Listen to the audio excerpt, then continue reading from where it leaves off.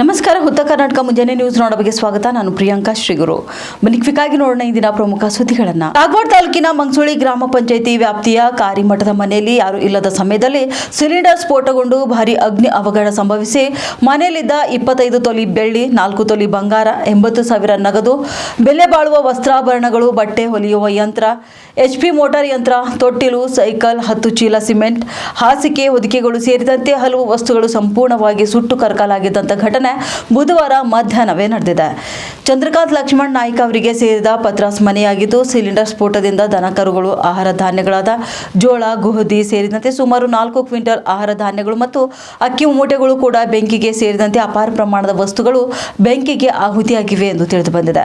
ಇನ್ನು ಮನೆಯಲ್ಲಿ ಕಟ್ಟಿದಂತಹ ಒಂದು ಆಡು ಕೂಡ ಸಾವನ್ನಪ್ಪಿದೆ. 4 ಆಡುಗಳು ಹಾಗೂ ಎಮ್ಮಿಗೆ ಗಂಭೀರ ಗಾಯಗಳಾಗಿವೆ ಎಂದು ತಿಳಿದು ಬಂದಿದೆ. ಸ್ಥಳಕ್ಕೆ PSI ರಾಘವೇಂದ್ರ ಖೋತ, ಗ್ರಾಮ ಲೆಕ್ಕಾಧಿಕಾರಿ ಹಾಗೂ ಪಶು ವೈದ್ಯಾಧಿಕಾರಿ ಭೇಟಿ ನೀಡಿ ಪರಿಶೀಲನೆ ನಡೆಸುತ್ತಿದ್ದಾರೆ.